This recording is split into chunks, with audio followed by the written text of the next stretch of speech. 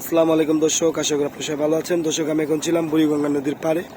এই যে দেখতে পাচ্ছেন, বর্তমানে কিন্তু ভরা যৌবন পেয়েছে বুড়িগঙ্গা নদী। বর্ষার পানি একবারে কিন্তু নদীর পানিটাকে কালো থেকে সাদা বানিয়ে দিয়েছে। এখানে চাইলে এখন গোসল করা যাবে।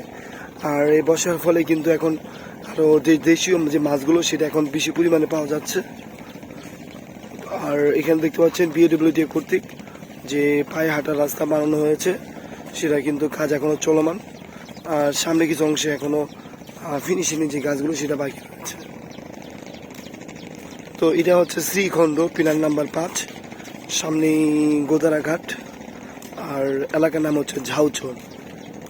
তো দর্শক, আমরা এখানে এসেছিলাম ঘুরতে, চাইলাম আসলে দেখে খুব ভালো লাগলো, সেই কারণে চাইলাম যে আপনাদেরকে শেয়ার করি এই দৃশ্যটা।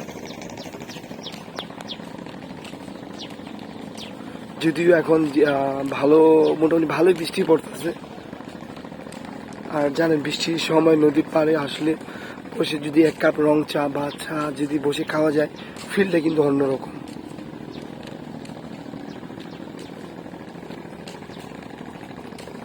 দর্শক, আমি কিন্তু এখন ভিজতেছি, আর আমার ঠান্ডা লেগেছে, সেই কারণে আমার ভয়েসটা হয়তো একটু অন্যরকম শোনা যাচ্ছে। সেজন্য অবশ্যই আমি দুঃখিত, আপনাদের কাছ থেকে ক্ষমা চেয়ে নিচ্ছি।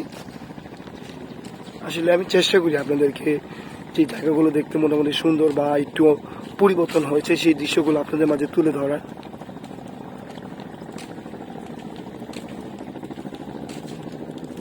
তো দেখতে পাচ্ছেন এই যে বড় বড় যে পিলারগুলো, এগুলো হচ্ছে নদীর সীমানা পিলার। আর এই অংশগুলো কিন্তু ব্লক বিছানো হবে, ব্লক আকারে বাঁধ দেওয়া হবে। আর এই বাঁধ আকারেই এখানে ওয়াকওয়ে হচ্ছে। বৃষ্টির কারণে হয়তো বা সামনে বসলে বৃষ্টি আপনারা দেখতে পাচ্ছেন কিনা জানি না, ভরপুর বৃষ্টি হচ্ছে। খুবই সুন্দর একটা দৃশ্য নদীর। অবশ্যই এখানে আপনারা ঘুরতে আসলে আপনাদের ভালো লাগবে। দর্শক, বৃষ্টিটা অনেক বেশি পরিমাণে পড়তেছে।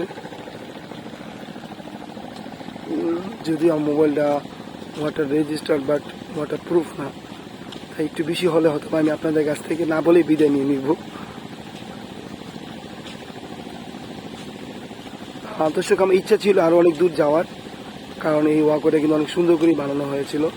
চেয়েছিলাম আপনাদেরকে সেটা দেখানো, যদিও আসলে বৃষ্টি অনেক বেড়ে যাচ্ছে। তো দর্শক, সবাই ভালো থাকবেন, আর আমাদের জন্য দোয়া করবেন, আমরা যেন পরবর্তীতে এসে আপনাদেরকে আরও সুন্দর একটা ভিডিও উপহার দিতে পারি। আল্লাহ হাফেজ।